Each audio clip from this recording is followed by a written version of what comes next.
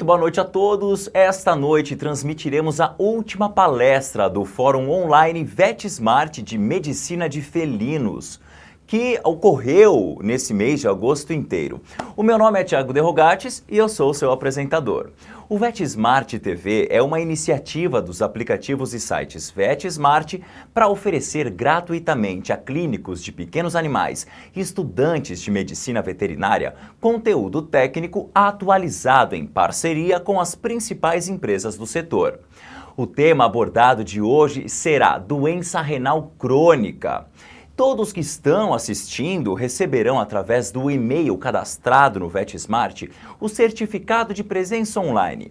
E vale lembrar que o nome do seu certificado será exatamente o nome que você cadastrou no VetSmart. Então, caso você deseje atualizar o seu nome, acesse a área de cadastro no VetSmart pelo aplicativo ou pelo site e faça a sua alteração. A transmissão de hoje tem o patrocínio da Royal Canin. A precisão nutricional é parte do DNA da Royal Canin. Sua ciência e profundo conhecimento das reais necessidades nutricionais de gatos e cães gera produtos inovadores. A Royal Canin compartilha sua paixão, contribuindo com a saúde e bem-estar dos animais de estimação em todo o mundo. Como patrocinadora, a Royal Canin realizará o sorteio de um kit exclusivo de produtos. Para participar, basta se cadastrar e assistir aqui com a gente a transmissão de hoje. Nós vamos divulgar o nome do vencedor ou vencedora no final dessa transmissão. E a médica veterinária convidada para a apresentação de hoje é a professora Fernanda Amorim. Boa noite, Fernanda. Boa noite. Tudo bom? Bom, e logo após a apresentação da professora Fernanda, nós teremos a participação do representante da Royal Canin, Eduardo Zanelli, coordenador de comunicação científica da Royal Canin.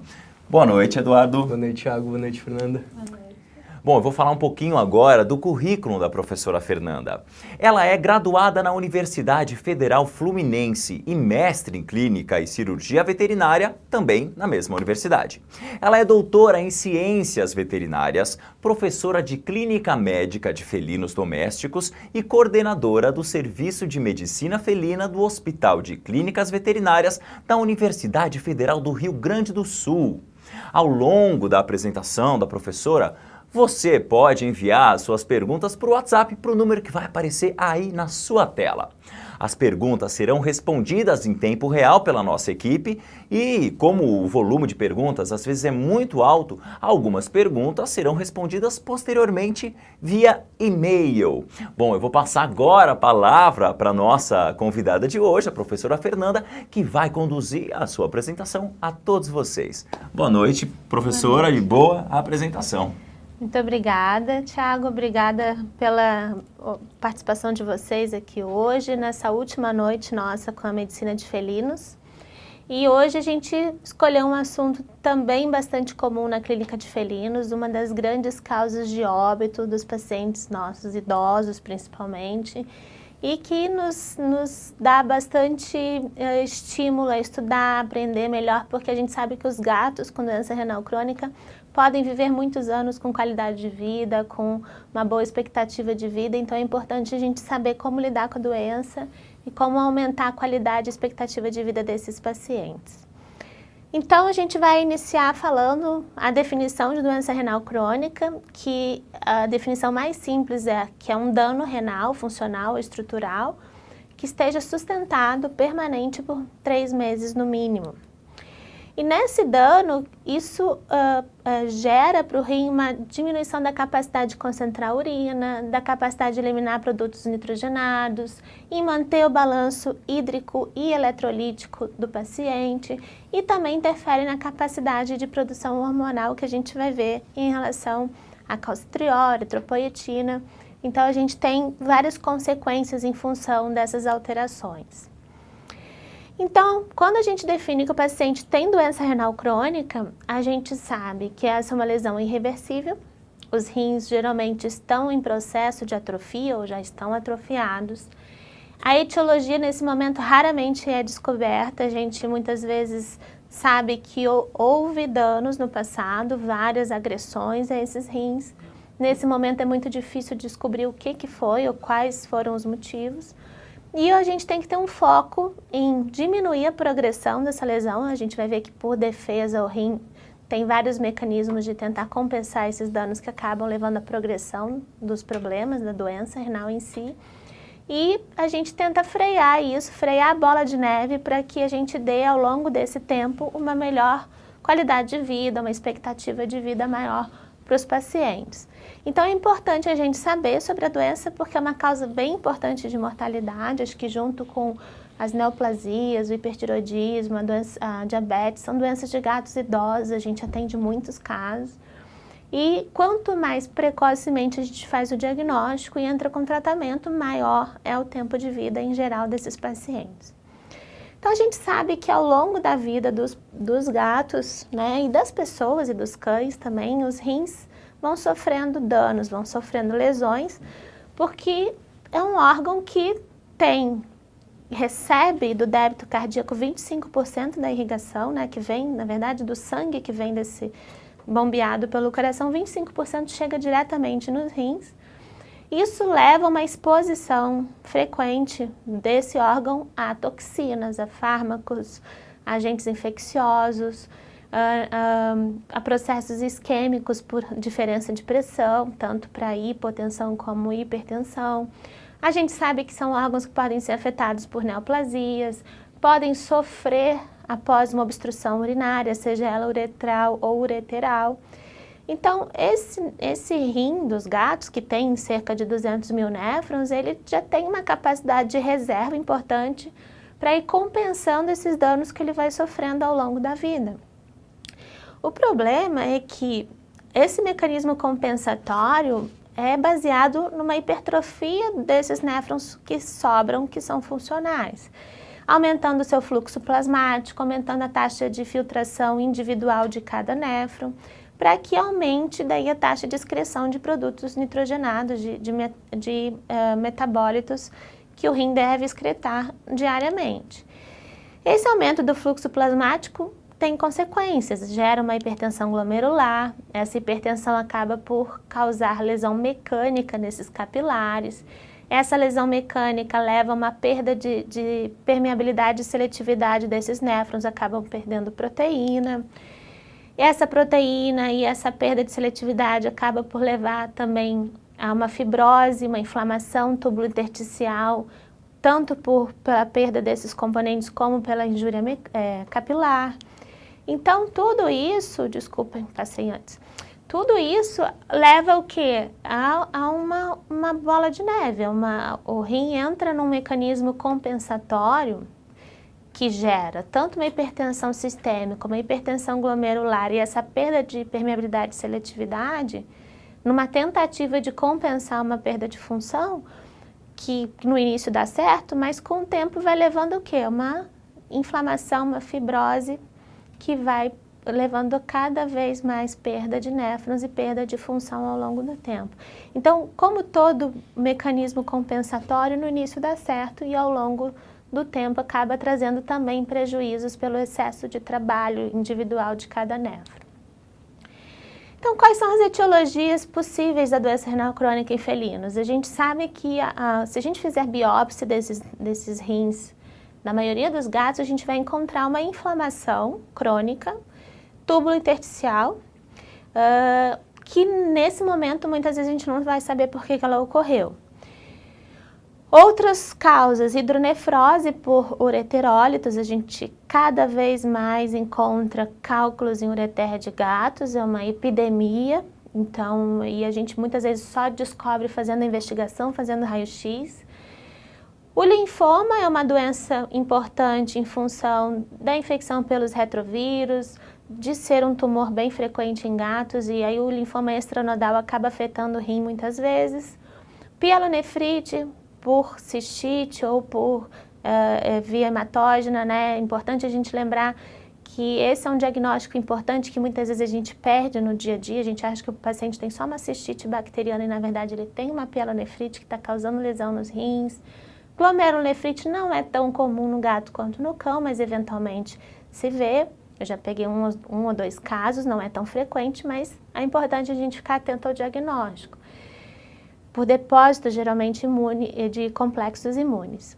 Peritonite infecciosa é uma doença sistêmica que acaba afetando o rim também. A doença renal policística é bem importante, infelizmente bem prevalente no nosso país, em gatos de raça braquicefálica, principalmente persas e derivados, né, o exótico, o himalaio. Eu vou mostrar algumas fotos para vocês. O pseudocisto perinéfrico, eu já vi uns 3 ou 4 casos, eventualmente a gente encontra que é esse acúmulo de líquido subcapsular, que não é urina, né? Tem uma composição diferente da urina e acaba por comprimir o parênquima e trazer prejuízos para esses rins. Nefropatia hipocalêmica, a gente sabe que ocorre, é difícil a gente fazer o diagnóstico. E anormalidades congênitas, como a genesia, hipoplasia. Uma vez a gente pegou um caso de uma hipoplasia renal e o paciente, inclusive, fez cirurgia, era uma gata que fizeram cirurgia de castração, foram fazer ligadura do útero, acabaram ligando o outro ureter, do único rim bem formado da gata, então foi um caso bem interessante, assim, bem triste. Mas é difícil a gente pegar casos de agenesia, hipoplasia e amiloidose também. Não é tão comum em gatos. Então, eventualmente a gente vê casos de nefrólitos. Esses nefrólitos a gente sabe que podem causar dano renal, principalmente se eles descerem e acabarem obstruindo o ureter, levando a uma hidronefrose, uma perda de parênquima renal. Agora a gente tem visto relatos e alguns casos de nefrólitos por sangue seco solidificado. Eu botei essa foto para ficar atento, porque esses nefrólitos muitas vezes não são radiopacos. A gente não faz diagnóstico no raio-x, então é importante ter em mente, pesquisar com ultrassonografia principalmente. E casos, né, cada vez mais frequentes de cálculos tanto em rins quanto em ureter. A maioria dos gatos são assintomáticos, ao nosso ver, né? Mas eles estão escondendo a dor. Se eles estão escondendo a dor, a gente não sabe, mas se a gente não fizer a investigação por radiografia, a gente não fica sabendo que tem e acaba comprometendo a longo prazo a função desse rim, a lesão do parênquima, né? Acaba chegando até virar simplesmente a ausência de parênquima, apenas a cápsula renal, uma bolsa de urina em função dessa obstrução crônica, o que deve gerar bastante dor para o paciente, né? Então, muitas vezes a gente vai descobrir investigando. Rins policísticos, infelizmente é uma doença genética autossômica dominante, que deveria ser facilmente eliminada, né, do plantel de gatos persas, porque simplesmente a gente evitando cruzar esses gatos que têm a doença, que têm os cistos nos rins. Então, se ela continua existindo é porque as pessoas não estão eliminando esses gatos da reprodução. Então, é uma realidade ainda no nosso país, infelizmente.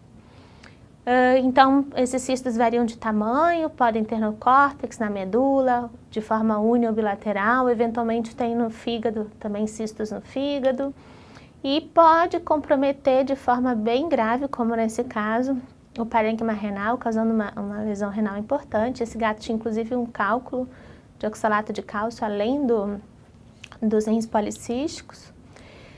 Casos de linfoma, a gente atende eventualmente, o que a gente vê que compromete bastante a estrutura do parênquima renal, essa perda de definição córtico-medular, presença de massas nos rins.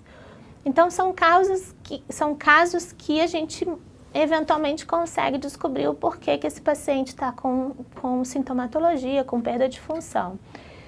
Então, pseudocisto perinéfrico também, a gente já diagnosticou em alguns casos, a gente vê essa bolsa de fluido subcapsular nesses pacientes. É difícil o tratamento, porque ao fazer a cirurgia e eliminar essa cápsula, né, abrir essa cápsula para poder drenar esse líquido para absorção no momento, acaba muitas vezes dando descência de sutura no pós-operatório, porque o gato continua produzindo líquido, bastante líquido abdominal. Então, são casos bem difíceis, são exemplos para mostrar algumas etiologias, algumas causas da doença renal crônica, mas nem sempre é assim. Muitas vezes a gente acaba fazendo o diagnóstico apenas do que restou, da perpetuação da inflamação e da fibrose que por algum tempo foi causada por outro motivo e que eventualmente a gente não vai saber o que aconteceu no passado e acaba tratando apenas as consequências das doenças. Então, a gente sabe que alguns fatores de risco são bem conhecidos, então gatos da raça persa, como eu comentei, em função dos rins policísticos, os gatos abissínios podem ter amiloidose de origem genética, Maine Coon, Russian Blue, Siamês, Birmanês são raças que já são implicadas em serem mais predispostas, de terem uma associação de um risco maior. Idade, gatos acima de 9 anos têm um risco maior, em média 12 anos para machos e 15 anos para as fêmeas, então em fêmeas tem tendência a aparecer um pouco mais tarde. É muito importante investigar a presença de infecção no trato urinário, seja uma cistite, uma pielonefrite, a presença de cálculos ou de obstrução urinária, porque essas são causas tratáveis, essas são causas que a gente consegue eliminar e diminuir a progressão da doença. E evitar o uso, outros fatores que são associados à doença, o uso de aminoglicosídeos, de sulfas, de quimioterápicos e anfotericina B, que são medicamentos conhecidamente nefrotóxicos, então se tiver que usar tem que ter todo um acompanhamento com GGT urinária, hidratação, para que a gente lesione o mínimo possível os rins. Recentemente saíram alguns trabalhos em relação a risco, esse trabalho mostra que em gatos menores do que 11 anos que têm doença renal crônica são mais propensos a serem FIV positivos, então no gato FIV positivo a doença renal crônica pode aparecer mais cedo. E esse trabalho de 2016, agora mais recente, foi o que relacionou a doença dental e a vacinação anual frequente com um maior risco associado do desenvolvimento de doença renal crônica azotêmica.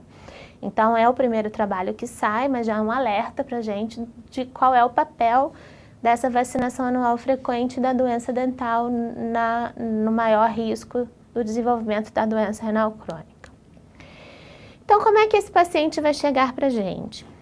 Na maioria das vezes ele já chega em anorexia, magro, nos casos mais avançados, anêmicos, com as mucosas bastante hipocoradas, letárgicos, com vômito. Agora, esse é o quadro do problema avançado, né? Eu sempre falo para os tutores, os proprietários, que para eles ficarem alertas em detectar sinais precoces, porque esses são sinais tardios. E muitas vezes o proprietário ele não percebe o início da doença renal crônica porque ele acha que urinar muito é bom. Então, se a gente pergunta, o paciente está urinando normalmente? Tá super bem, urinando bastante. E ele fala, não, doença renal ele não tem, porque ele urina que é uma beleza, né? Então, a gente sabe que é difícil, como no ser humano a tendência é ser mais oligúrica e ter essa diferença importante entre as espécies, as pessoas não relacionam urinar muito com um problema renal.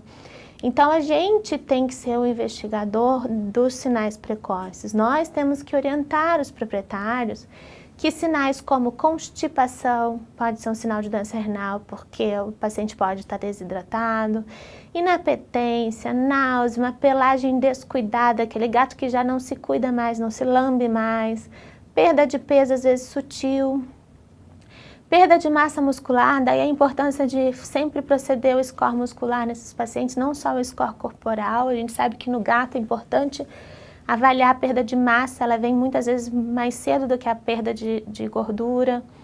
A pica é bastante comum, esses gatos podem comer areia porque estão anêmicos. Eu já tive uma paciente que o único sinal que ela tinha era lamber o parapeito de alumínio da janela, porque ela estava anêmica em função de uma doença renal crônica grave. Mudanças de hábitos hídricos e distúrbios de eliminação, então pacientes que nunca urinaram fora do local, que nunca beberam água fora do local, tem que ser um alerta, porque a minha própria gata, eu notei que ela estava bebendo água do box do banheiro. A gente saía do banho, ela ia para o box beber água, isso ela nunca tinha feito antes. Então, são sinais sutis de uma polidipsia, de poliúria, então isso tem que ser um alerta para esse proprietário de que alguma coisa é diferente. Se alguma coisa diferente, merece investigação. Então, no exame físico, o que nós vamos encontrar? Uma perda de peso importante, desidratação, rins diminuídas a palpação, os rins são facilmente palpáveis no gato, então é importante a gente ter uma ideia de tamanho, eles variam mais ou menos de 3 a 4,3 centímetros de comprimento.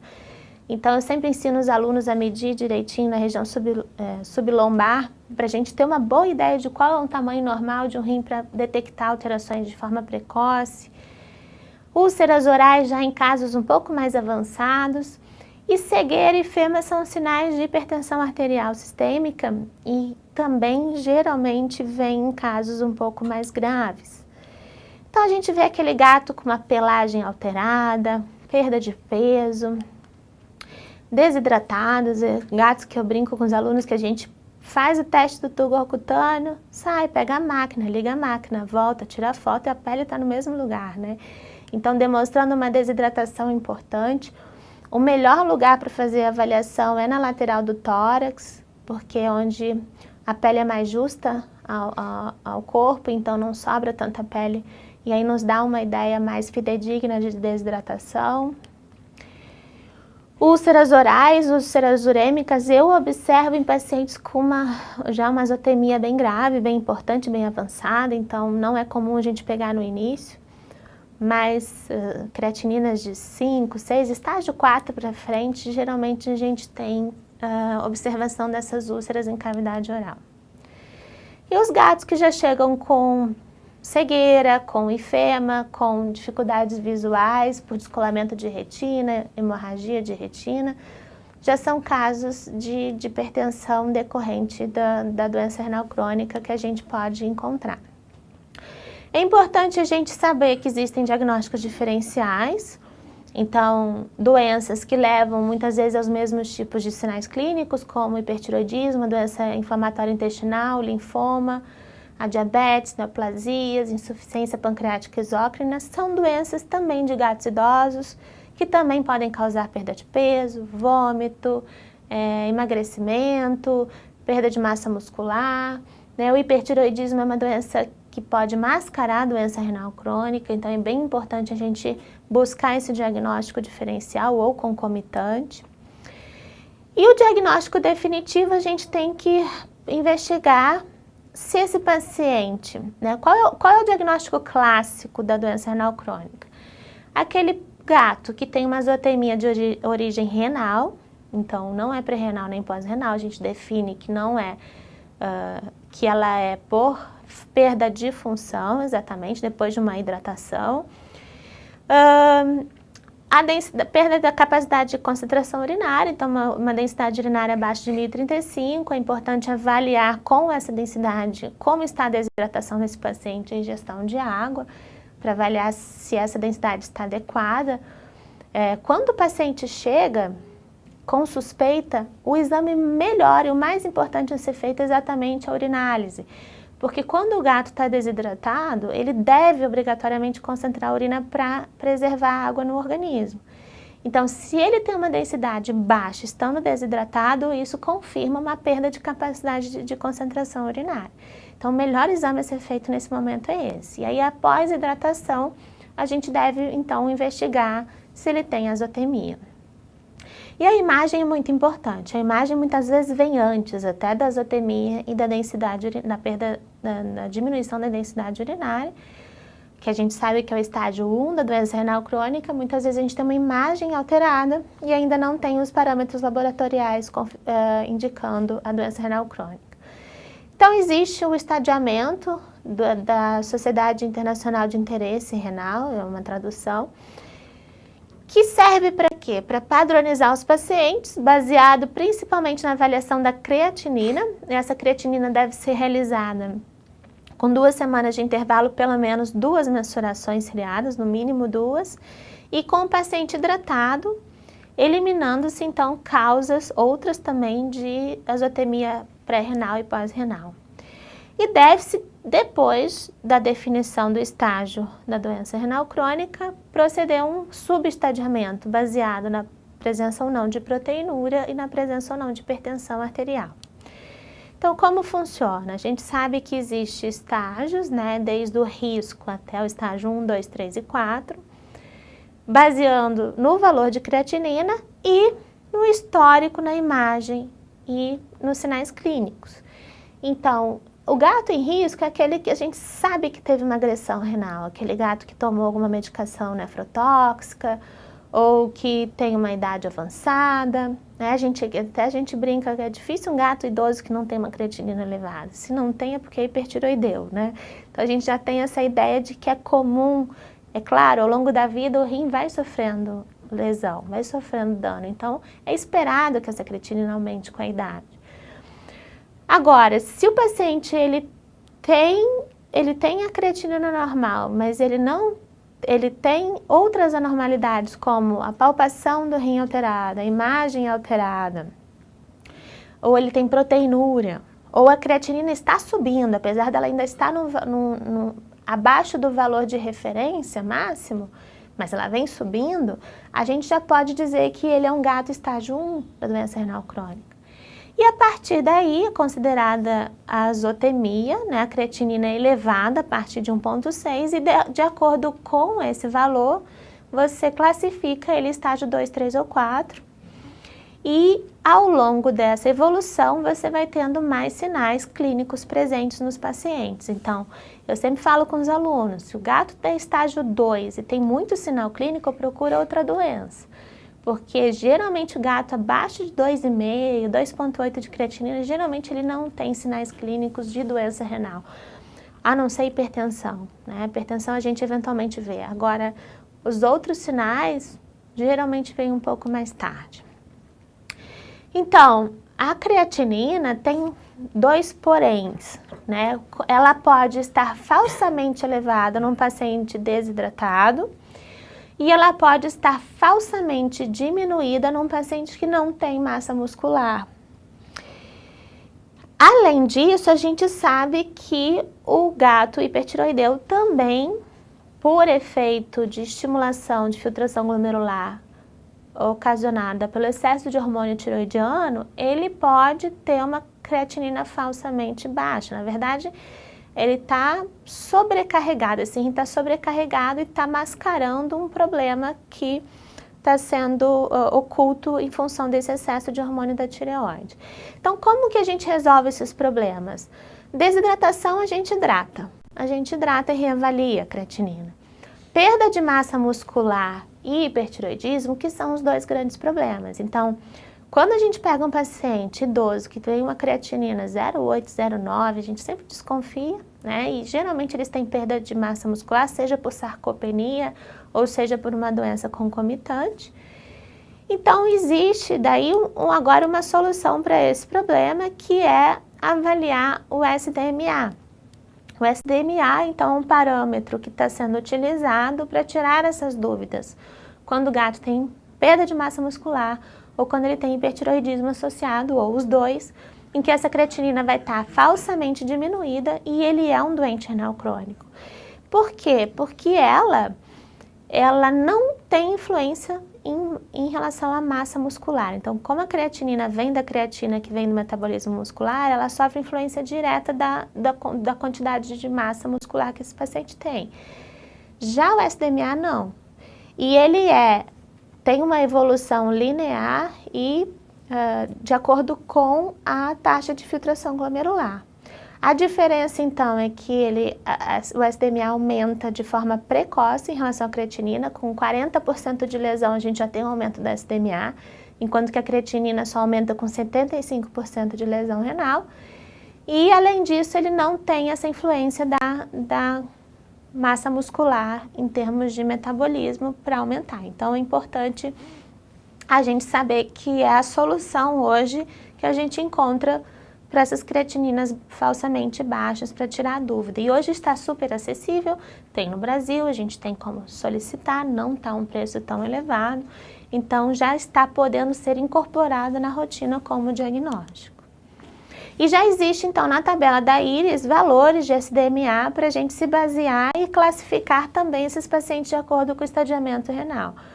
Então, 14 é o valor de referência superior, acima já é considerado estágio 1, e assim por diante, 25, 45, a gente tem essa classificação nos estágios sequentes.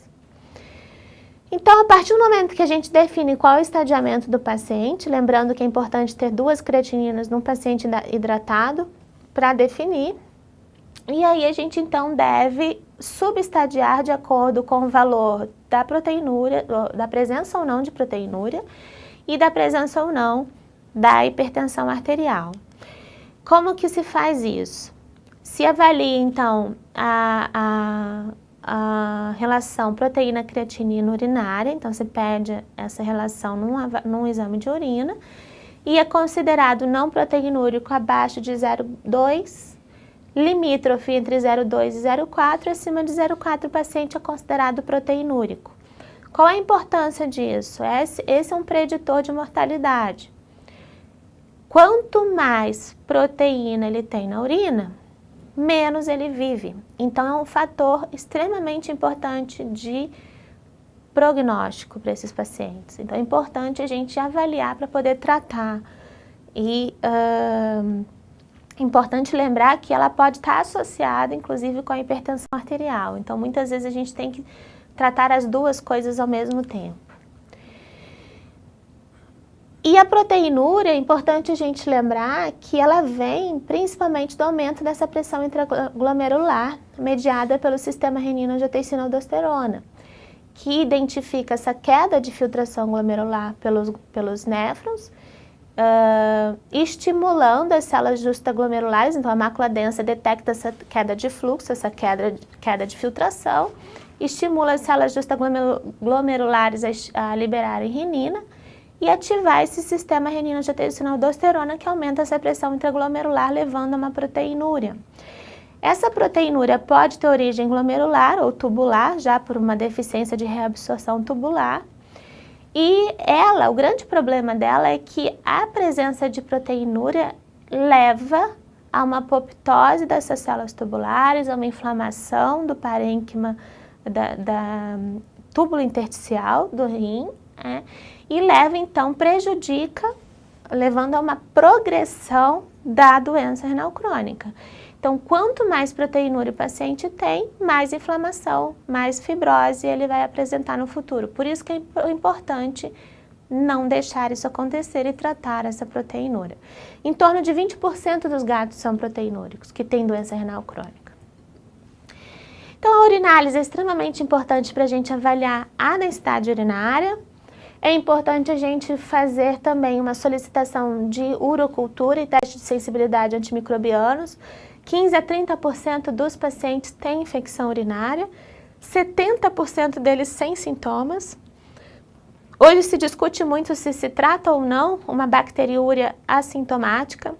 O que se indica hoje é tratar quando existe um aumento dos piócitos, uma piúria na urina. Se tiver mais de 5 piócitos por campo, aí é indicado sempre tratar essa bacteriúria, mesmo que assintomática. É importante, então, a gente sempre solicitar também a avaliação da relação proteína-creatinina urinária para avaliar a proteinúria. Para a gente definir que é uma proteinúria que deve ser tratada, a gente deve definir que ela é renal, ou seja, o sedimento não pode estar ativo, não pode haver uma cistite, uma inflamação do trato urinário de uma maneira geral, que a gente sabe que essa proteinúria não é secundária, e ela deve ser persistente, então a gente deve ter pelo menos 2 exames comprovando. Lembrar que ao longo da fibrose, ao longo da evolução do problema, ela tende a declinar naturalmente, então no estágio 3 e 4, geralmente os pacientes não são mais proteinúricos, ou isso vai cessando, mas é importante então lembrar que no estágio inicial ela deve ser tratada para isso não acontecer, para não evoluir. Os que são limítrofes entre 0,2 e 0,4, a gente tem que reavaliar em 2 meses para ver se está evoluindo ou não. E lembrar que acima de 2 miligramas por decilitro de proteinúria, a gente está em frente a um provável doença de origem glomerular, que é uma proteinúria bem grave. Geralmente, nos cães, nas pessoas, primeiro se tem azotemia. Primeiro se perde a capacidade de concentrar a urina e depois vem a azotemia. Então, a perda de capacidade de concentração urinária ela é mais precoce do que a azotemia. No gato, isso é diferente. Existem alguns pacientes que podem estar azotêmicos e com a densidade urinária normal. Por quê? Porque ele tem essa origem no deserto, então ele tem uma grande capacidade renal de concentrar a urina. Então, geralmente, cão, por exemplo, quando a gente tem azotemia, ele já perdeu a capacidade de concentrar a urina. No gato, ele pode ter azotemia e ainda estar com uma densidade urinária normal. A gente não pode deixar de suspeitar nesses pacientes. Em relação à pressão arterial, então, é importante a gente medir, né, com o paciente ambientado. Sempre a primeira coisa a ser feita na clínica para ele não se estressar. De preferência, a gente utiliza o Doppler como o método indireto de mensuração. Tem alguns aparelhos mais novos, oscilométricos de alta definição, que também estão sendo recomendados, para que a gente defina, então, qual é a pressão sistólica. A diastólica não é bem estabelecida ainda em pequenos animais, tem muita variação, então a gente define qual é a pressão arterial sistólica e, de acordo com esse valor, a gente, se o paciente tem acima de 160 milímetros de mercúrio de pressão sistólica, a gente considera ele hipertenso sem complicações. Se ele tem acima de 150 e tem complicações extrarrenais, como hipertrofia cardíaca, descolamento de retina, sinais neurológicos, a gente considera ele hipertenso com complicações. É recomendado tratar quando? Quando ele estiver acima de 160 e tiver algum sinal clínico de doença relacionada em órgãos-alvo. Então, rins, olhos, sistema nervoso central e coração. Se não tiver sinais de doenças relacionadas à hipertensão nos órgãos-alvo, a gente deve tratar sempre que ela estiver acima de 180. E aí existe uma classificação adicional. Se existe evidência de dano em órgão-alvo, ele é C. Se não tiver, ele é NC. Se a gente não mediu a pressão, a gente define que ele é RND, risco não determinado. Existem pacientes que, por mais que a gente queira, por mais que eles sejam doentes renais, a gente não consegue medir a pressão arterial, porque são muito difíceis, são irracíveis, é difícil a contenção, eles são muito estressados, a gente nunca acredita no valor que a gente lê. Então, esses pacientes, eventualmente, a gente tem que classificar assim, não consigo medir, não sei se ele tem ou não, a não ser que ele tenha alguma lesão em órgão-alvo que a gente confirma, então, que ele é hipertenso. E tem o T de tratado, que é aquele paciente que está estável, que ele já foi um hipertenso e a gente tratou e controlou.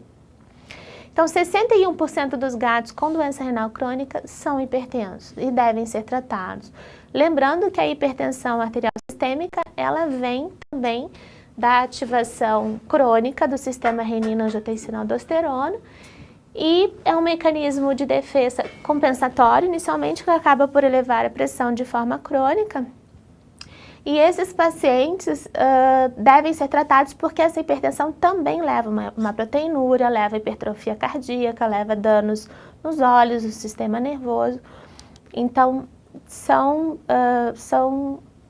parâmetros que devem ser investigados. Esse é um paciente que tem descolamento de retina importante, ele veio cego. Aqui já um vídeo de um paciente com hemorragia.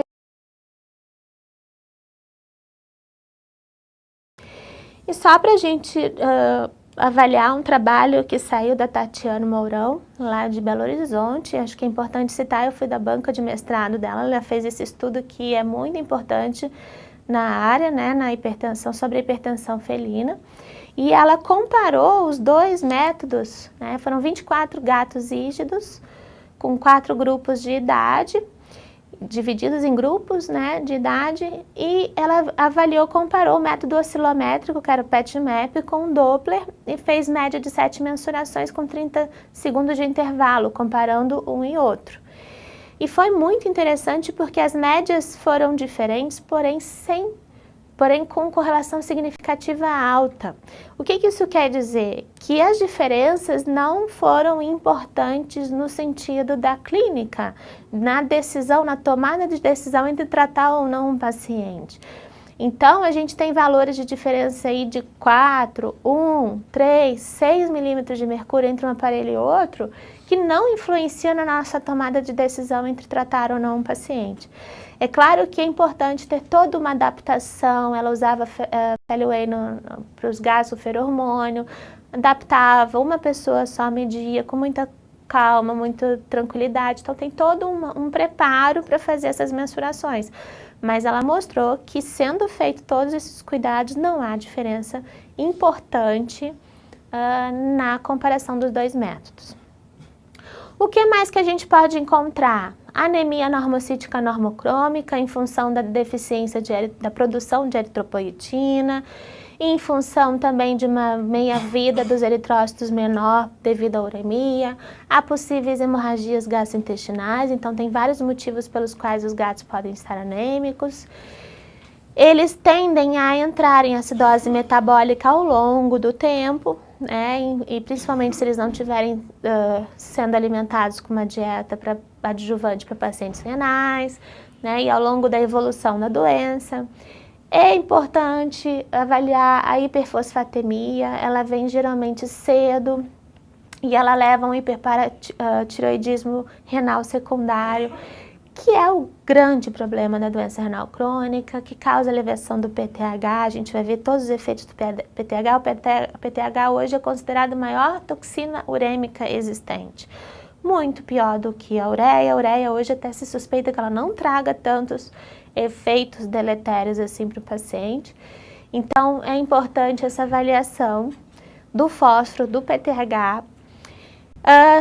Ao longo da poliúria, né, crônica desses pacientes, eles podem, alguns gatos, não são todos, podem ser hipocalêmicos, perderem potássio na urina, e a gente tem que lembrar que a perda de potássio leva a uma nefropatia hipocalêmica, então perpetua e faz progressão dessa doença renal.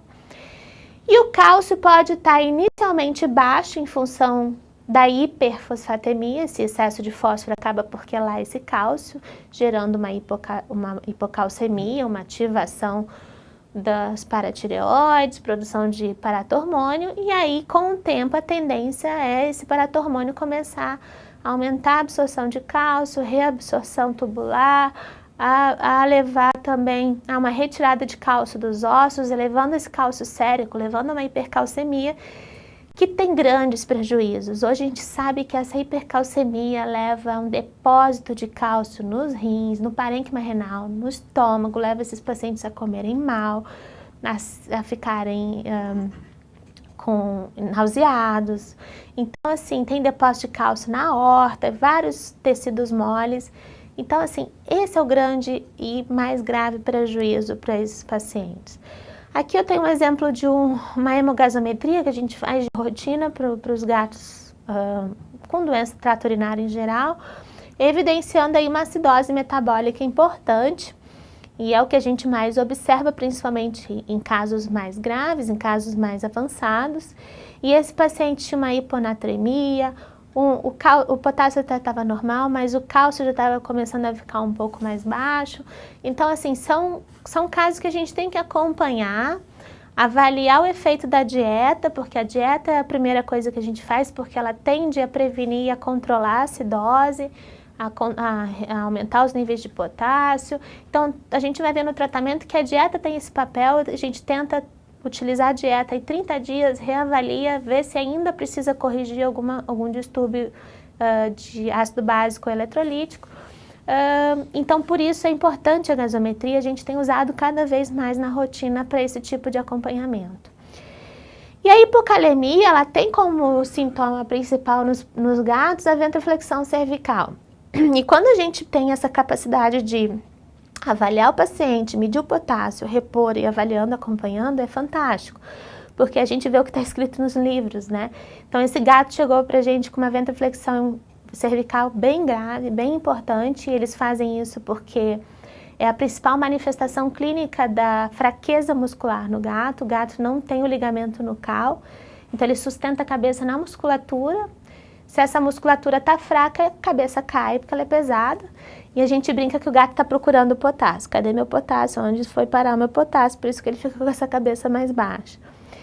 Então, quando a gente tem essa possibilidade de a gente medir o potássio e repor, essa gata foi incrível, porque logo ela já começou a olhar pra gente meio de lado, a gente repôs um pouco do potássio, devagar ela já começou a levantar a cabeça, e no fim, quando a gente terminou, ela já tá com a cabeça em pé, e foi, sim, fantástico avaliar essa evolução, esse tratamento que foi super eficaz em resolver a sintomatologia. Outra manifestação é a neuropatia periférica. Então, eles podem ter esse andar plantígrado, também é uma manifestação de hipocalemia, pode ser também de diabetes mellitus, então são duas coisas que a gente tem que investigar. E a toxicidade do PTH, a gente tem que lembrar que o PTH estimula a reabsorção de cálcio nos ossos, nos rins, né? Ele atua em receptores intracelulares de cálcio, causando depósito de cálcio nas células, interfere na secreção de insulina, na condução nervosa, altera a função muscular periférica e cardíaca, a função imunológica, leva à calcificação de diversos tecidos. E isso tudo gera mais morte celular renal e depósito de cálcio em vários órgãos. Então aqui tem um exemplo de um paciente meu que ele fez calcificação de aorta, a gente pode comprovar depois na histopatológico, na necrópsia. E assim, é terrível de ver esses casos, eles ficam com muita... Enquanto o cachorro faz aquela mandíbula de borracha, que a gente vê a retirada de cálcio, substituição por tecido fibroso, o gato a gente não vê tanto, mas a gente vê a calcificação de tecidos moles de forma bem comum. É essencial fazer exame de imagem, radiografia, ultrassonografia, porque a gente vai avaliar o raio-x, principalmente a presença de cálculos. E a gente cada vez identifica mais. E ultrassonografia para avaliar daí o parênquima renal, a relação córtico-medular, a superfície, o tamanho desses rins, como está a pelve, se tem calcificação. Então é importante fazer de preferência os dois exames. Infartos também a gente vê na ultrassonografia. Então, quando a gente avalia o ultrassom de um gato, a gente espera ver essa imagem. A imagem da cortical bem definida, da medular bem definida, da pelve renal. Então, a gente espera esse tipo de imagem no ultrassom. E é impressionante como raramente a gente tem essa imagem em pacientes com certa idade, né? Então, a gente começa a identificar rins diminuídos de tamanho, com 2 centímetros, que a gente não sabe o que é o que ali, o que é córtex, o que é medular, a superfície bastante irregular. Aqui também um rim com perda de definição córtico-medular é um dos primeiros sinais que a gente observa na imagem de que existe daí já uma doença renal instalada. Esse gato também perda de definição córtico-medular.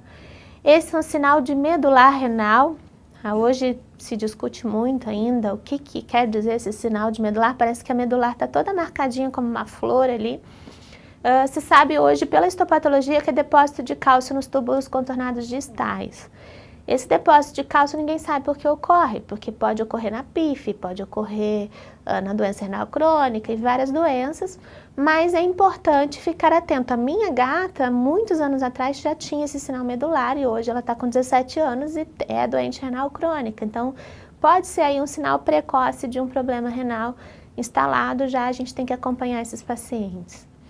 E no ultrassom, eventualmente, a gente consegue identificar os cálculos, seja no ureter ou nos rins, mas o melhor exame para isso é a radiografia. Esse gato só dá para a gente identificar o rim esquerdo, o direito está misturado ali nas alças intestinais, mas a gente consegue identificar vários cálculos renais, né? Esse outro paciente tem nos 2 rins e tem no ureter. Uma coisa importante, eventualmente eu pego laudos de raio-x mostrando que tem cálculo renal, mas as pessoas às vezes perdem, não veem esse cálculo ureteral como está nessa imagem.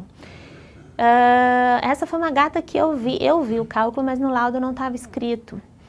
Então, é importante ter esse olhar clínico para acompanhar o ureter do gato. Ele passa exatamente na região sublombar. Então, a gente, às vezes, atrapalha muito a quantidade de gás, de fezes. Então, às vezes, a gente tem que usar Luftal, laxante, para conseguir fazer uma boa imagem. Mas é extremamente importante fazer. Não deixar de fazer, porque a gente cada vez tem mais casos de cálculos e ureter. E eles são bem desafiadores para serem tratados. Em relação ao tratamento da doença renal crônica, é importante, então, a gente seguir consensos. Existe um consenso bem recente, aí de 2016, que saiu no Journal of Lyme Medicine and Surgery, e que tem explicando realmente o valor científico dos trabalhos que mostram se esses medicamentos, essas mudanças no tratamento imprimem uma resposta importante na qualidade de vida do paciente e se são importantes, então, serem estabelecidos, serem adotados como medidas terapêuticas. Então, o alvo do tratamento, a gente tem que ter em mente que é sempre melhorar a qualidade de vida e reduzir a progressão da doença. O grande problema da doença renal crônica é que o desafio é conseguir dar tanta coisa para um gato, né? Que a gente sabe que muitas vezes são muitas medicações, muitas mudanças na vida do paciente e que, na prática, muitas vezes os tutores, os proprietários não fazem. Então, justamente pela dificuldade em fazer. Então, a gente tem aí um desafio importante pela frente. E eu acho esse esquema novo que tem saído em alguns livros, esse do August, 2016, que nos dá um enfoque do que é importante tratar, investigar e tratar de acordo com o estadiamento da íris. Então, ele diz o seguinte, que no estágio 1, início do estágio 2, a gente tem que dar um foco em descobrir se tem coisas para serem tratadas. Então, descobrir problemas que tem como a gente eliminar. Por exemplo, uma pielonefrite, uma hipertensão, uma glomerulonefrite, uma obstrução do trato urinário. São coisas que a gente consegue eliminar. A gente tem tratamento. Já quando a gente tem estágio 2 e estágio 3, a gente já tem uma caracterização da progressão da doença. Então, se ela está progredindo, eu tenho que proteger esse rim. E para proteger esse rim, o foco já começa a ser outro. Não deixa de ter a importância do tratamento da hipertensão, a gente tem que pensar na proteinúria, tem que pensar na hipertensão glomerular, tem que pensar em não usar medicações nefrotóxicas, tem outro foco para a gente conseguir, tem o calcitriol. Então, assim, tem algumas medicações que a gente já tem um outro enfoque, que é diminuir a progressão da doença e dar uma freada nessa bola de neve. E por último, estágio 3 e 4, é importante o quê? O tratamento sintomático de suporte, porque esse gato já está no final da doença renal crônica. O que eu tenho que providenciar para ele? Principalmente qualidade de vida, né? Então, ele já tem muitos sintomas e aí o nosso foco, então, tem que ser que ele se sinta melhor, que ele esteja melhor clinicamente. Então, quando a gente fala em identificar e tratar possíveis causas, então no estágio 1 e início do 2, a gente pensa em investigar uma pielonefrite, uma hipertensão, se tem glomerulonefrite, se tem cálculos no trato urinário para eu poder tratar. E evitar lesões iatrogênicas, então, de maneira nenhuma usar medicações que agridam o rim, evitar o uso de anti-inflamatórios de uma maneira geral, aminoglicosídeos, anfotericina B, e focar na investigação. Então, o enfoque do diagnóstico é imagem urinária, urocultura, RPC, pressão arterial e biópsia, se possível, né? Eu trouxe um trabalho que eu acho que é importante todos conhecerem, eu acho que muita gente já viu, que assim, a gente muitas vezes lida com casos em gatos idosos em que eu preciso usar anti-inflamatório não esteroide. Eu tenho gatos, por exemplo, que têm uma artrite importante, eles estão com bastante dor, uma perda de qualidade de vida importante, mas eles são doentes renais crônicos. Como lidar com isso? Então tem uma série de trabalhos, principalmente do grupo do Richard Malik, lá da Austrália, que mostram o quê? É possível, sim, usar meloxicam em doses baixas, então de 0,01 a 0,05 miligramas por quilo uma vez ao dia. E ele mostrou o quê? Que esses gatos acima de 7 anos que usaram meloxicam por mais de 6 meses, ele comparou o grupo de doentes renais crônicos com os que não tinham doença renal crônica. E não houve diferença significativa na longevidade desses pacientes. Então, os gatos com doença renal crônica viveram em média 1.608 dias tomando meloxicam. E a maior causa de óbito deles foi neoplasia. Neoplasia foi o que mais matou, tanto os renais quanto os não renais. Então é extremamente importante ver que nos gatos renais, a doença renal crônica foi responsável por apenas 11% dos óbitos desses gatos. E eles morreram muitas vezes, na maioria das vezes, de outras coisas. Então mostra duas coisas. Uma, a doença renal crônica muitas vezes não é o final da vida para esses pacientes. Gatos lidam bem com doença renal crônica, podem viver anos e morrer de outra coisa. E o uso do meloxicam é seguro nessa dose, mesmo para doentes renais crônicos. Para hipertensão, o que se usa? Preferencialmente, aliás, é o medicamento que tem maior efeito, maior controle da hipertensão arterial, que é a amlodipina, que é o Presat humano. Então, já tem um trabalho que indica uma dose fixa de 0,625, que é 1/8 do comprimido humano, por via oral uma vez ao dia, para gatos com menos de 200 de pressão, e 1,25 dose total por gato, uma vez ao dia, para os gatos que têm pressões, então, muito elevadas, acima de 200. Então, o objetivo do tratamento qual é? Reduzir a pressão arterial para menos de 150, entre 120 e 150, e se esse paciente for proteinúrico, tem que também estar tratando a proteinúria. Quando que eu uso benazepril, por exemplo, ou um beta-bloqueador? Quando eu tenho outros motivos, ou porque sozinho a amlodipina não funcionou, isso é raro de acontecer, ou quando eu já estou buscando uma terapia nefroprotetora, o benazepril tem esse efeito, a gente vai ver para tratar a proteinúria e diminuir a pressão intraglomerular. Então, se eu estou buscando outras coisas, outros objetivos, a gente associa. Só tem que tomar o cuidado que tem que reduzir a dose individual de cada um. Eu tenho um gato, um paciente que ele toma amlodipina, benazepril e beta-bloqueador, porque ele também é cardiopata, ele tem proteinúria. Então, assim, eu tive que reduzir drasticamente a dose individual de cada medicamento. Ele não dou no mesmo horário e ele está super bem controlado dessa forma.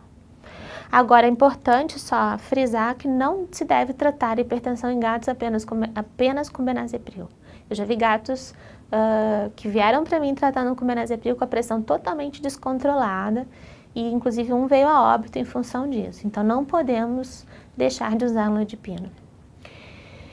O segundo objetivo, então, é a renoproteção, principalmente estágio 2 e 3, e aí vem a dieta. Então, a dieta ela é indicada para pacientes hoje azotêmicos e proteinúricos. Então, é uma dieta adjuvante para o tratamento dos doentes renais crônicos, ela é restrita em fósforo e em ômega 3, e tem outros benefícios, ela tem mais potássio, ela tem menos sódio, então tem vários objetivos. Para quê? Qual é a função da dieta? Ajudar a prevenir e tratar hiperparatiroidismo renal secundário, acidose metabólica, a hipocalemia. Então, tem vários prejuízos, várias perdas de função do rim que a gente consegue, com um produto só, que é a dieta, controlar muitas vezes, ou ela ser adjuvante e diminuir a quantidade de medicação e de doses de medicamentos que a gente tem que utilizar. Então, a gente vai ver que, dependendo da quantidade de fósforo, a gente consegue controlar basicamente com a dieta, ou às vezes a gente tem que utilizar a dieta mais um quelante. A gente sempre tenta 30 dias só a dieta, se ela não resolver sozinha, a gente acaba entrando com quelante. O quelante é um horror para usar, então a gente tem que rezar para a dieta conseguir controlar sozinha, e muitas vezes consegue. E a gente no Brasil tem muita dificuldade de usar o quelante. E antiproteinúrico, que seria o benazepril, a gente vai ver sobre ele. Continuar, não deixar aqui, a renoproteção também inclui o uso do antihipertensivo. E o calcitriol é um caso à parte que a gente já vai comentar. Então, nesse momento, é importante fazer também essa creatinina seriada para ver se a gente está conseguindo frear essa evolução da progressão da doença renal crônica. Então, como eu comentei, a gente avalia qual é a quantidade de fósforo, a fosfatemia, então a concentração sanguínea de fósforo, e a gente tem um objetivo.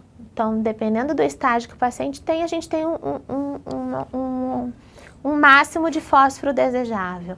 E aí a gente vai utilizar a dieta e ou o quelante de acordo com os pacientes e de acordo com a resposta individual de cada um. Não quero um fósforo cálcio, um produto fósforo cálcio acima de 70, que eu sei que vai ter uma mineralização importante de tecido e isso a gente tem que evitar.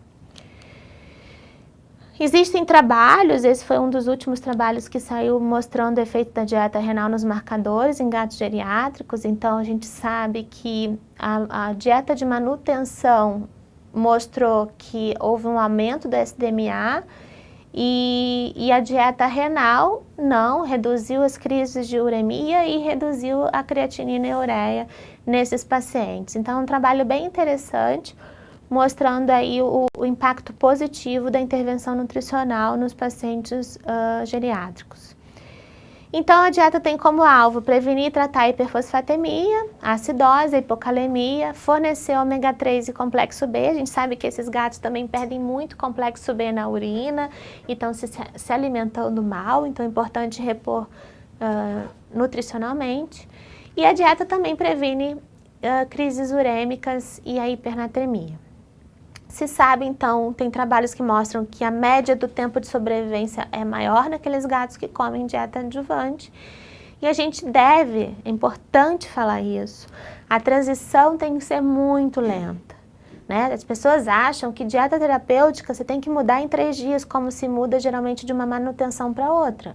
Mas não, a dieta terapêutica a gente tem que levar aí 1 a 2 meses fazendo a transição, para que o gato não faça aversão, não tenha O gato geriátrico já é um paciente difícil da gente mudar qualquer coisa na rotina dele. Se a gente vai mexer na dieta, ainda é pior ainda. E se eu vou mudar a dieta para uma dieta terapêutica, é mais difícil ainda.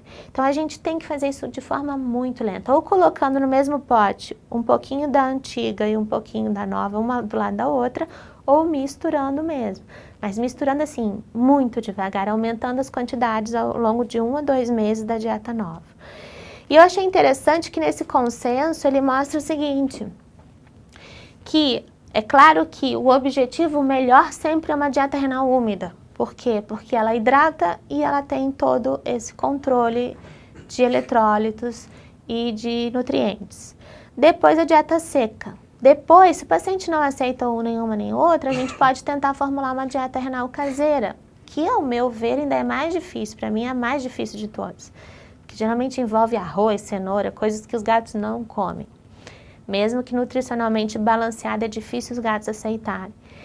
E ainda tem a opção da sênior úmida e da sênior seca, ainda são um pouco melhores do que a dieta de manutenção, porque elas têm menos proteína, daí tem menos fósforo, né, nesse sentido, então controla um pouco melhor. Agora, a de manutenção, se for utilizar, se o gato não tiver jeito, não conseguir mudar, é obrigatório o uso de quelantes. Então, assim, eu sempre falo para o cliente, porque o cliente muitas vezes ele é muito difícil de convencer de que ele tem que dar dieta, né? E eu falo para ele, com a dieta você vai conseguir economizar tempo, esforço e dinheiro em várias medicações e várias outras coisas que você teria que dar para o seu gato. Então, eu estava até comentando com os colegas hoje que assim, a dieta renal úmida, eu estou bem surpresa, assim, a minha própria gata não quer saber de outra coisa. Me pede todos os dias, então ela aceitou super bem, minha gata é doente renal crônica estágio 2.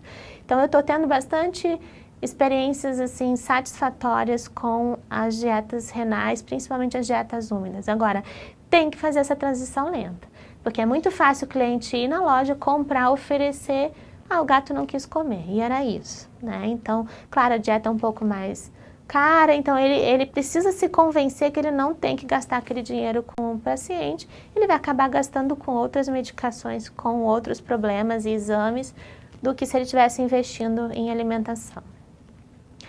O tratamento da hiperfosfatemia, então, envolve, se não responde só a dieta, a gente tem que entrar com quelante, e aí é um grande problema, porque eles são extremamente ruins para administrar. Dos 3 que a gente tem disponíveis, hidróxido é o que a gente usa, porque o carbonato de cálcio e acetato de cálcio tem um grande risco de causar hipercalcemia, e o hidróxido tem um gosto horroroso, os gatos recusam.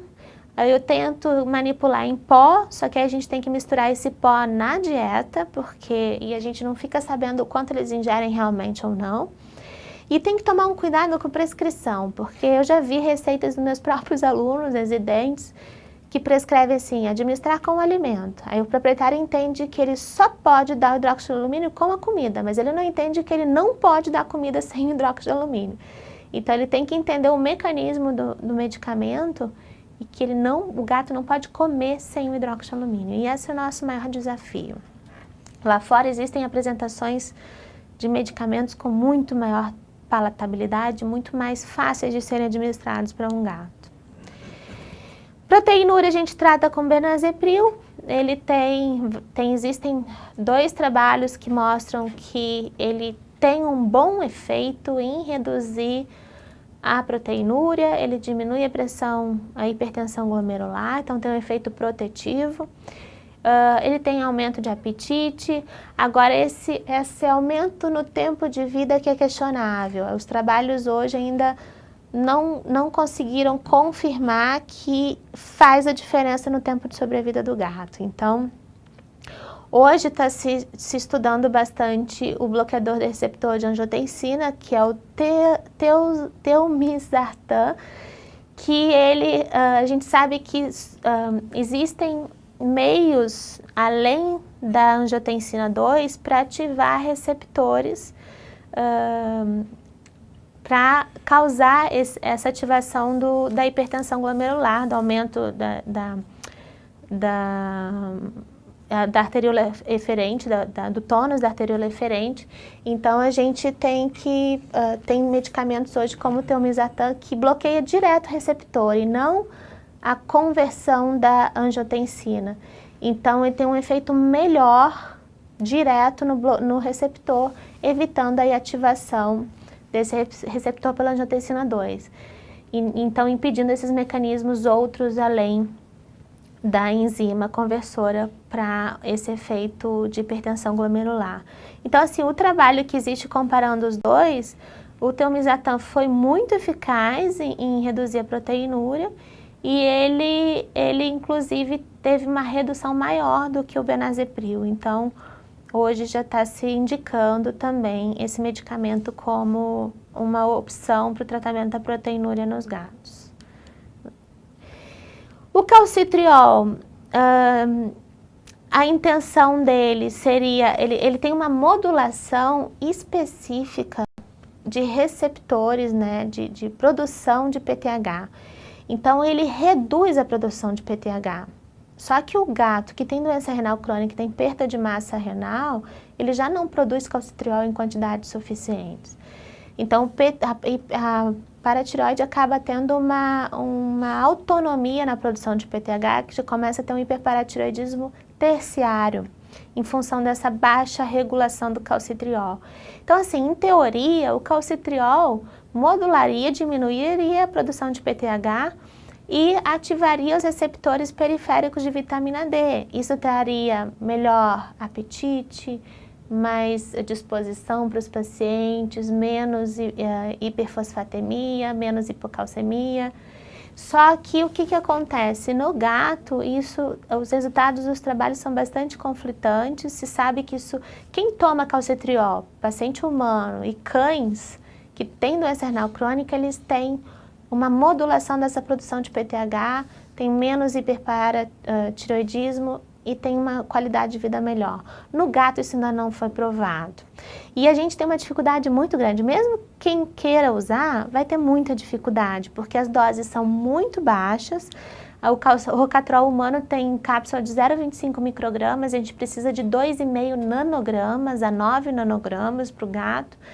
Tem que mandar manipular em óleo de coco amêndoa, tem que ter antioxidante, então tem toda uma dificuldade para se conseguir utilizar uma medicação que tem pouco efeito em gatos e não se demonstrou aí grandes efeitos nos trabalhos em relação à indicação do seu uso. E a terapia sintomática, então, para o final do estágio 3 e estágio 4, a gente aí começa a pensar em estimulantes de apetite, antieméticos, fluidoterapia, reposição de potássio, reposição de bicarbonato, de eritropoetina, e existe aí a possibilidade da terapia substitutiva, que é uma opção, principalmente para os gatos que têm uma agudização de doença renal crônica. Então o foco muda, o foco é importante a gente não deixar o paciente sem comer. A gente hoje se sabe que os doentes renais crônicos todos merecem uma mirtazapina. Assim, a mirtazapina é um estimulante de apetite que tem uma ação analgésica também, então, e antinauseante, né? Então existe trabalho de 2 miligramas por gato a cada 48 horas, já é uma dose para doentes renais crônicos. E se sabe que para gatos especificamente não se tem um bom efeito com antiácidos, porque os antiácidos, no gato, a retenção de gastrina nos doentes renais crônicos não é tão importante quanto nos cães e nas pessoas. Então, você não teria um aumento da gastrina, um aumento da produção de ácido clorídrico. Então, é mais importante nos gatos a gente diminuir a náusea, usar um antiemético, medicação que tenha efeito analgésico também, como o Maroptan. E se for usar um antiácido, usar omeprazol. O omeprazol tem um efeito muito melhor do que a ranitidina, a famotidina nos gatos. Então, esses gatos vão comer muito melhor. Então, até pouco tempo atrás, a gente prescrevia famotidina para todos. Hoje, a Kimby, que é uma pesquisadora americana, ela mostrou recentemente no congresso, eu fotografei até o slide dela, que ela está estudando os estômagos desses gatos, e ela viu na avaliação histopatológica que eles têm muitos depósitos de cálcio nesse estômago, então já aí uma calcificação em função do hiperparatiroidismo, e não teve uma boa correlação de níveis de gastrina com os problemas gástricos. Eles não têm úlceras gástricas, eles não têm a mesma sintomatologia de hiperacidez como os cães e as pessoas. Então, mostrando que não é tão importante o uso de antiácidos. Então, principalmente Maroptan e mirtazapina. E adaptar o manejo, refeições pequenas, frequentes, lembrar de aquecer o alimento, reidratar o alimento, muitas vezes funciona bem. E naqueles casos, assim, as pessoas têm um pouco de problema em botar uma sonda naquele gato que não come. Acha que botou a sonda nunca mais tira. E na verdade, na prática, a gente vê que não é assim. Muitos gatos que não comem, a gente coloca a sonda, dá uma reidratada, fornece as vitaminas do complexo B, ômega 3, começa a alimentar esse paciente, ele começa a utilizar o Maroptan, a mirtazapina, daqui a pouco ele começa a ter interesse pela comida e começa a se alimentar sozinho. A gente consegue retirar a sonda muitas vezes. Então, dá para fazer inicialmente uma sonda nasoesofágica, não precisa colocar uma sonda gástrica. E é importante pensar que essa sonda também serve para hidratação, e de uma forma muito mais natural, orgânica, que é por via entérica, essa hidratação, do que por fluidoterapia subcutânea. Então, muitas vezes, inclusive, a gente usa sondas para hidratação também. Por falar em hidratação, é importante não usar terapias agressivas. É muito comum o hábito do veterinário a fazer, ele tem uma azotemia importante, vamos internar e para baixar a creatinina, né? Todo mundo fala assim, vamos baixar essa creatinina. E na verdade o foco tem que ser qual? Hidratar o paciente e não superidratar. A maioria das pessoas abre o soro, desce fluido nos pacientes, a creatinina baixa, fica todo mundo feliz, o paciente feliz, o dono feliz, todo mundo feliz, o veterinário feliz, o gato vai para casa, desidrata de novo e volta muito pior. Por quê? Porque você sobrecarregou o rim dele com excesso de fluido, que faz mal, também é ruim, sobrecarga de fluido, e não manteve-se uma hidratação em casa adequada. Então, no hospital, a indicação é hidratação, ponto. Calcula quanto está desidratado, reidrata e reavalia a creatinina. E tem que trabalhar muito hidratação em casa de forma oral, fisiológica. Então, a gente quer eliminar a azotemia pré-renal e ir reduzindo devagar. Não pode tirar o soro de uma hora para outra, se está fazendo no hospital. E não adianta fazer hiperidratação. O rim não tem mais mecanismos compensatórios, ele vai sofrer com esse excesso de fluido e isso vai ser prejudicial para o paciente. E o principal é manter hidratado, né, de preferência de forma oral. Se não tiver como, está em estágio 4, não está mantendo hidratação de forma oral, a gente pode indicar fluidoterapia subcutânea, né, até 150 ml a cada 1 a 3 dias. E de preferência até um Ringer meio a meio com glicose 5% ou um cloreto de sódio meio a meio para não dar hipernatremia e adicionado de potássio. Então existe a tabela que a gente tem que, no hospital, reidratar baseado nessa tabela. Depois em casa, estimular a hidratação oral. E aí tem várias maneiras, aumentando os potes de água, potes largos que façam a reflexão da imagem do gato, ele gosta de ver a própria imagem na água, potes largos, água fresca, água corrente e a melhor maneira é a ração úmida, né? Então, quanto mais alimento úmido a gente der, mais hidratado esse paciente vai ficar. E lembrando que a sonda também repõe fluido, né? Então, a sonda não serve só para alimentação, a gente pode repor bastante fluido através da sonda. E o gato pode ter essa manifestação quando você falar em fluido subcutâneo para ele, né? A gente tem que lembrar que é incômodo, ele se incomoda sim, o fluido gelado é muito incômodo, o fluido muito rápido também é muito incômodo. Tem que ser um gato que realmente não existe outra maneira de hidratar, que recuse ração úmida, que recuse outras formas de hidratação, como fontes, ou que não esteja se mantendo bem hidratado apenas dessa maneira. E que tolere realmente um fluido subcutâneo frequente. Tem que tomar cuidado com a superidratação, porque esses pacientes ficam bastante ofegantes e taquipneicos, porque lembrando que o gato pode estar com hipoalbuminemia, está sofrendo com baixa pressão oncótica, pode ter poliúria e proteinúria, perdendo essa proteína na urina, e por isso ele não enche o volume, não mantém o volume no vaso, acaba extravasando fluido para os pulmões, o gato tem baixa complacência pulmonar, ele faz muito edema pulmonar por excesso de fluido. Tem que estar bastante atento a isso. Acho que agora rodou o vídeo. Então esse é um sinal. O gato que está incomodado, deitando de um lado para o outro, agitado, quando está na fluido, esse gato a gente tem que ficar atento. Quando ele começa a ficar taquipneico cianótico, o estado já é bem grave.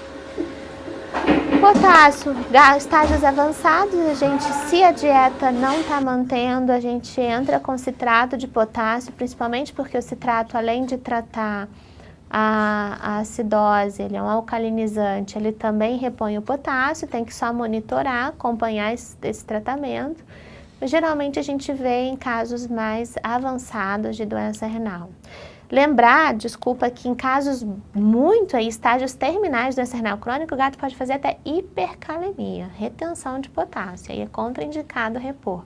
Tem que ficar muito atento e monitorar esses pacientes. A acidose, mais uma vez, ela é prevenida e tratada com a alimentação. Se a dieta sozinha não estiver conseguindo controlar bem, a gente utiliza. Se o bicarbonato estiver abaixo de 16, tem que fazer gasometria. A gente deve utilizar o citrato de potássio, que é um agente alcalinizante, se for para repor potássio também. Se não, o bicarbonato de sódio também por via oral, para tratar a acidose acompanhando com gasometria. A anemia, então, é importante para a qualidade de vida, a gente tratar essa anemia, para aumentar o apetite do paciente. A gente sabe que a anemia ela tem um efeito direto no prognóstico do paciente. Então, se a gente trata, ele vive mais. O que a gente pode fazer? Repor com eritropoetina humana recombinante. E aí, o objetivo é ter um hematócrito acima de 25. Então, tem todo um esquema de tratamento até subir esse hematócrito e depois manter de 1 a 2 vezes por semana. E recentemente tem a darbepoetina, que ela é uma medicação mais moderna, ela também é recombinante, a eritropoetina humana é recombinante, mas que dá menos efeitos imunológicos. Então, assim, tem menos casos de produção de anticorpos contra. E ela dá menos, então, aplasia pura de células vermelhas do que a eritropoetina humana. Enquanto que na eritropoetina a gente tem casos de 25% a 40% de produção de anticorpos, com a darbepoetina a gente tem menos de 10% dos casos de produção de anticorpos. O inconveniente dela é que ela é muito cara. Usando uma ou outra, a gente precisa repor ferro para fazer essas hemácias novas, então o ferrodestrão 1 vez por mês é o suficiente. Lembrando que o gato hipertenso tem que tomar muito cuidado, tanto com transfusão quanto com o uso de eritropoetina, porque prejudica, aumenta a hipertensão. E para todos os pacientes eu tenho que controlar sempre hipertensão, proteinúria, hipocalemia, hiperfosfatemia, acidose, anemia e infecção do trato urinário. No início, reavaliar esses parâmetros a cada 1 a 4 semanas, quando o paciente está estável a cada 3 a 6 meses. E falando de prognóstico, a média de sobrevida é de 1 a 3 anos. Na prática, a gente tem gatos vivendo muito mais do que isso e morrendo de outras coisas. Então, é a doença degenerativa que tem uma expectativa de vida melhor no gato. Só que a gente tem que se preocupar em proteger o gato dos fatores de prognóstico, que são proteinúria, hipertensão, hiperfosfatemia, anemia. Então, se a gente consegue controlar bem esses fatores, ele vai viver mais. É simples assim. Então, esse é o nosso foco para que a gente dê mais tempo e qualidade de vida para os gatos. Então, eu espero ter atendido aí no tempo que a gente tinha disponível os principais pontos sobre a doença renal crônica dos gatos e que facilite aí a vida de vocês no dia a dia. Obrigada pela audiência de vocês. E qualquer dúvida, depois vocês podem enviar para a gente discutir algum caso, alguma dúvida que tenha ficado. Muito obrigada a todos. Obrigada, Tiago. Muito obrigada, professora Fernanda, que deu essa aula aqui para a gente. Obrigado mesmo. Bom, agora com vocês, quem vai conduzir uma apresentação é o Eduardo Zanelli, que é coordenador de comunicação científica da Royal Canin. Boa noite a todos, é um prazer estar aqui com vocês para dar continuidade ao que a professora Fernanda falou. A gente ela já frisou a importância da dieta na doença renal crônica e eu vou mostrar para vocês alguns diferenciais, algumas soluções nutricionais que a Royal Canin traz para o manejo desses pacientes. Para a gente ter uma noção da prevalência, da importância da doença renal crônica, que foi a que a professora Fernanda já falou, é a segunda causa mais comum de morte nos gatos, nos felinos. Para vocês terem uma ideia, a prevalência em gatos acima de 10 anos é de 81%. E qual que é o objetivo, um dos objetivos, na verdade, da terapêutica da doença renal crônica? É mudar o foco do tratamento, como era feito até algum tempo atrás, para controlar a progressão da doença e melhorar a qualidade de vida desses animais. Então, o que a gente busca focar é o diagnóstico precoce, trazer um suporte nutricional adequado para esses animais, para a gente conseguir manter a qualidade de vida. Sendo que o suporte nutricional adequado é um dos mais importantes tratamentos, uma das mais importantes condutas terapêuticas na doença renal crônica. A gente pode citar Hipócrates no caso da doença renal crônica, como algumas outras, onde ele diz que teu alimento seja o teu remédio, que teu remédio seja o teu alimento. E a modificação da doença renal crônica é a base da terapia, né? A modificação da dieta, é a base da terapia da doença renal crônica. Nesse trabalho aqui, a gente pode ver a média de sobrevida de gatos, complementando os trabalhos que a professora Fernanda trouxe, dos gatos que comiam uma dieta de manutenção, ou seja, uma dieta que não se preocupava em ser renoprotetora, para uma dieta renal. A gente pode perceber aqui que os animais que se alimentaram com uma dieta de manutenção tiveram uma sobrevida em torno de 220 dias, ao passo que os animais que se alimentavam de dieta renal tiveram uma sobrevida maior do que 600 dias, né? Além do mais, os animais que se alimentavam de dieta renal tiveram um risco de crise urêmica menor do que 72%. Esses animais que também se alimentavam de dieta renal tiveram 33% de morte renal, ao passo que eles geralmente morriam de outras complicações, sendo que a gente está falando de gatos idosos, de idade avançada, então uma das maiores causas são as neoplasias. Em comparação com os animais que se alimentavam de dieta de manutenção, esses animais vieram a óbito por complicações renais em torno de 65%. Então, um dos principais pontos que se é discutido com doença renal crônica é a proteína. Então, a gente sabe que não basta simplesmente restringir a proteína. A gente precisa focar na qualidade dessa proteína e utilização de proteína de alto valor biológico que vai trazer para a gente aminoácidos essenciais, ou seja, aqueles aminoácidos que os animais precisam ter contato via dieta, que eles não conseguem fazer uma biotransformação no organismo. Por quê? Esses animais eles precisam se manter vivos. Eles precisam utilizar esses aminoácidos para se manter vivos. Desculpa. Esses aminoácidos, se a gente não fornecer eles via dieta, eles vão começar a catabolizar a massa muscular, o que vai levar a um aumento nos resíduos nitrogenados no organismo do animal, piorando a doença renal crônica. Sabendo que o gato é um carnívoro estrito, a gente precisa fornecer proteína dietética de qualidade. Então, se a gente fizer uma restrição moderada de proteína, mas introduzir proteína de alta qualidade, principalmente nas fases 2 e 3 da doença renal crônica, lembrando do estadiamento, que a professora Fernanda também falou, a gente consegue diminuir a proteinúria mediada pela hiperfiltração glomerular e minimizar o risco ou o desenvolvimento de azotemia e de uremia. Outro ponto bastante importante é a restrição de fósforo. A gente sabe que quando o gato é doente renal, o fósforo é retido, porque os rins são inábeis em excretar esse fósforo. Isso vai levar a um desbalanço entre cálcio e fósforo, o que estimula a produção do PTH. Como a professora Fernanda também falou, a gente tem que o PTH, esse estímulo no PTH, ele leva a uma progressão mais acelerada da doença renal, além da mineralização distrófica, que esses animais são mais disponentes. Então, a restrição do fósforo dietético reduz a velocidade da progressão da doença renal e aumenta a expectativa de vida desses pacientes, além da qualidade de vida. Utilização de EPA e DHA, né? Principalmente vindo do óleo de peixe, é bastante importante frisar isso, principalmente quando a gente fala de gatos.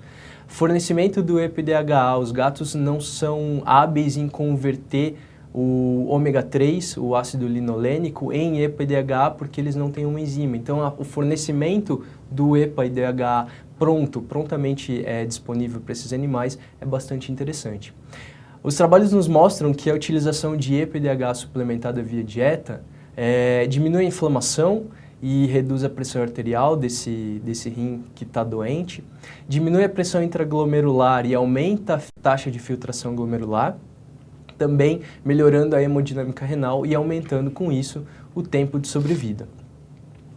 A utilização de antioxidantes é bastante interessante nesses casos, eles auxiliam na redução da velocidade de progressão da doença renal crônica, uma vez que a gente combate a ação dos radicais livres e isso a gente consegue diminuir a lesão renal, tá?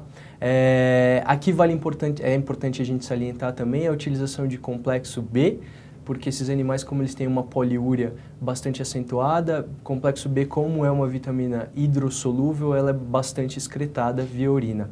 Esses antioxidantes, eles vão auxiliar no combate ao estresse oxidativo, né, como a gente já falou, que diminui a glomerulosclerose e diminui a fibrose intersticial.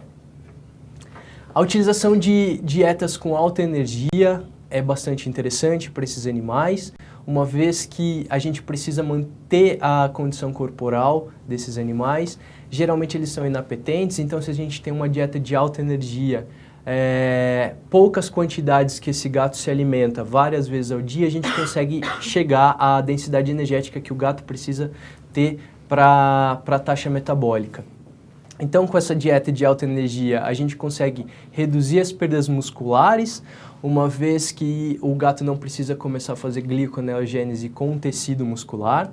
A gente consegue preservar a função imune e permitir, como já foi falado, quando a gente utiliza a dieta de alta energia, a gente permite esses pequenos consumos que vão fazer ao longo do dia a quantidade total que ele precisa. Aqui é um trabalho que mostra para vocês que correlaciona o score de condição corporal com a taxa de sobrevida.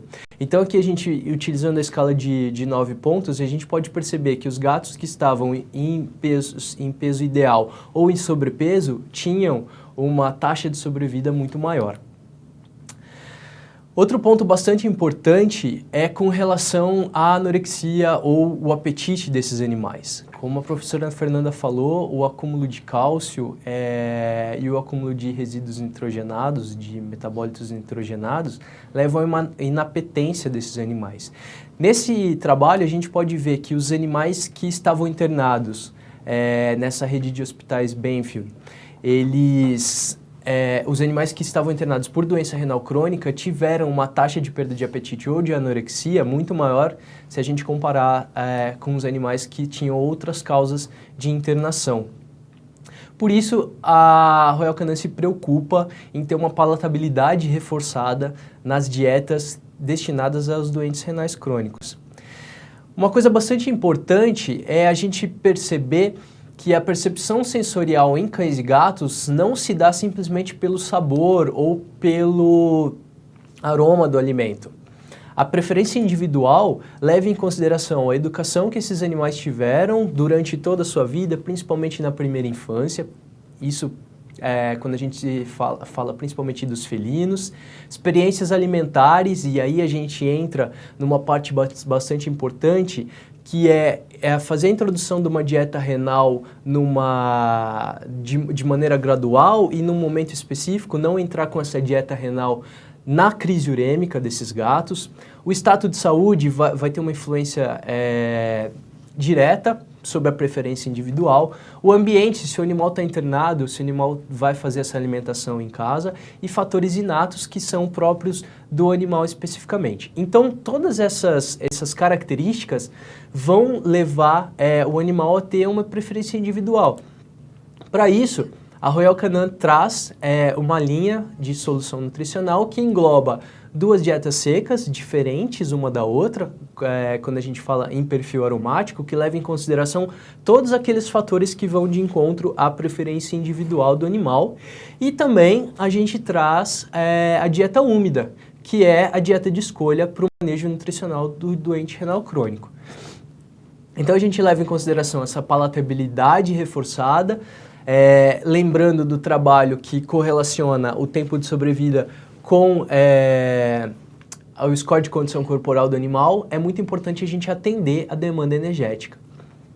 Então a dieta vai trazer essa palatabilidade reforçada, teor baixo de fósforo, complexo antioxidante, que vai diminuir a lesão renal e as vitaminas do complexo B.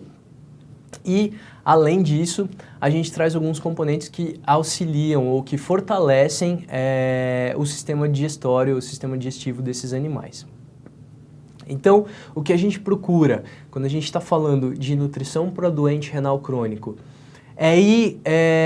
ter alimentos, que vão de encontro com a preferência individual desses animais com doença renal crônica, e tendo alimentos que é possível fazer um mix feeding, ou seja, misturar, ter uma composição onde a gente consegue utilizar dieta seca com dieta úmida ou 2 dietas secas que podem combinar para atender essa preferência individual, e que no caso das dietas renais, as fórmulas da Royal Canin estão em constante aperfeiçoamento para ir de encontro com essa necessidade que os doentes renais crônicos têm.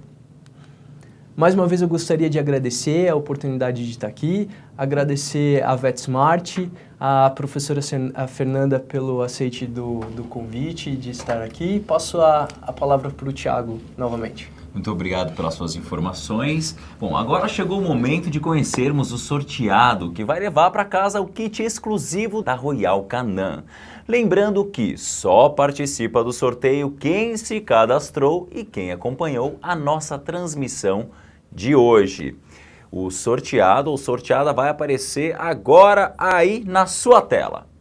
Meus parabéns, a nossa equipe vai entrar em contato para o envio do seu kit. Bom, nós vamos finalizar por aqui. Eu espero que o nosso conteúdo de hoje tenha sido de muita relevância para a rotina dos nossos colegas médicos veterinários e veterinárias por todo o Brasil. Eu agradeço em nome do VetSmart, da Royal Canin e de nossa equipe. Muito obrigado pela presença de vocês, muito obrigado mesmo. Uma boa noite e nós nos vemos numa próxima oportunidade com novos fóruns e novas transmissões que o VetSmart e os parceiros fortes, como a Royal Canin, por exemplo, cuida para que vocês recebam aí em casa. Então nos vemos em breve, eu espero. Uma boa noite a todos.